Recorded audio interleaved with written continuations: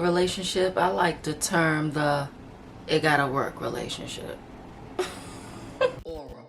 Now, I don't want to say we all, but a lot of us have been in a relationship where we just was lenient, where we bent backwards, or we just took so much in order to make it work. And in all actuality, that just pushed it to deteriorate. Okay? Now, whether you got in this relationship abruptly, or whether you got into this relationship on someone else's tears, or whether you got into this relationship maliciously, you know,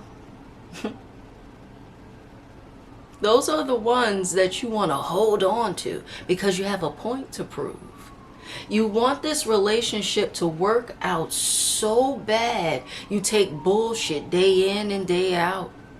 You allow the cheating. You allow the walking over and the talking to like nothing. How we doing on this lovely day? I think it's about 87 degrees. I'm out here in the lovely, lovely city of New York. Okay, something is always going on. We know that. God damn. I could never just go straight through.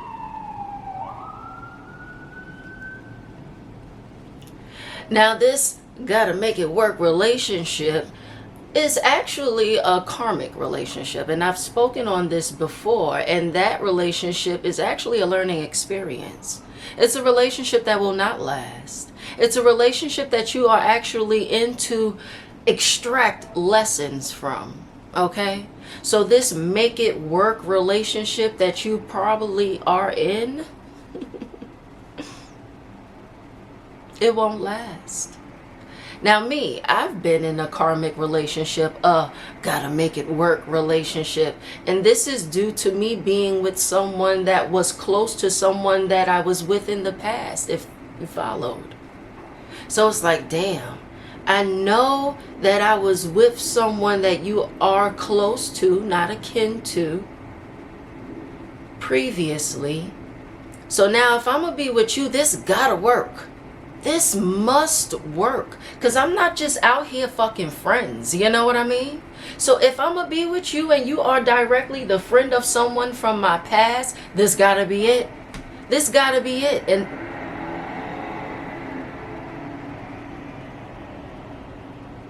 that was my mindset. So I found myself taking bullshit, bending backwards, being lenient, tolerating things that I damn sure would not have tolerated if we were not under the same roof. Okay? Those relationships that we are placed in, oh, I hope you're learning. I hope you're taking notes. Welcome back to Oracles by MJ. I ain't say that in a minute. Now, these relationships that we find ourselves in, and it's like, okay, I'm threading to its wit's end.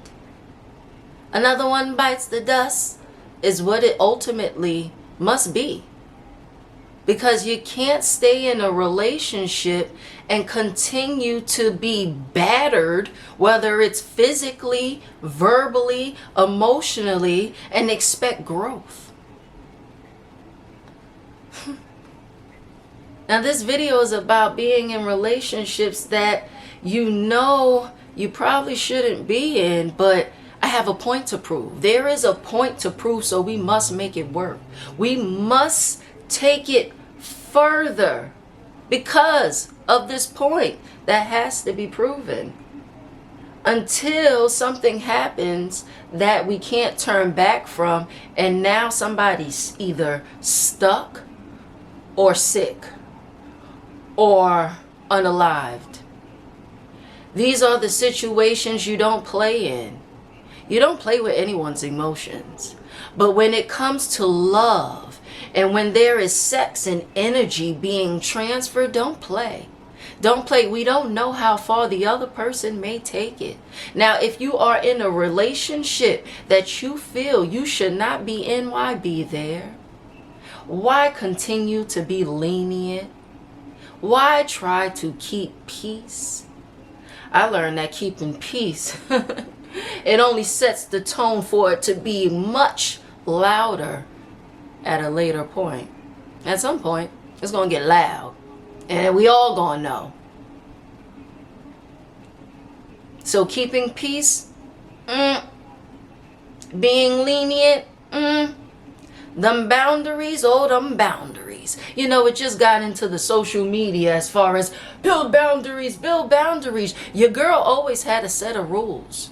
Your girl always had a list of standards. And back in the day, they used to say, oh, you too picky. Oh, you always got a rule. Oh, you picky. You funny. Now a bitch want to call it boundaries.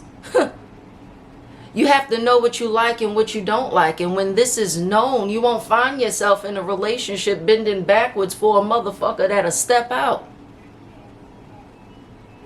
It's really quite that simple. So that try to make it work relationship, cut that.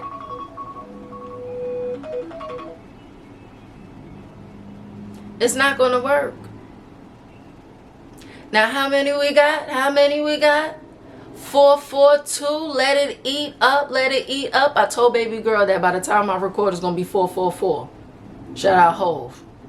You was who you are when you showed up. I slaughtered that. You was who you was before you got here. Okay? Shout out 424. I got these numbers messed up. 442, okay? 442. I love you.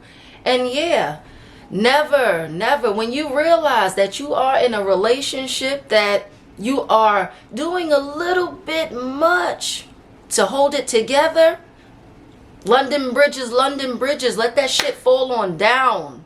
Now, I was about to upload the video, but then I realized, I'm like, another hope it work or make it work relationship that one may find themselves in is when they have a baby out of nowhere with someone that they didn't plan to, with someone that wasn't preferable. They tried to make it work for the sake of the child.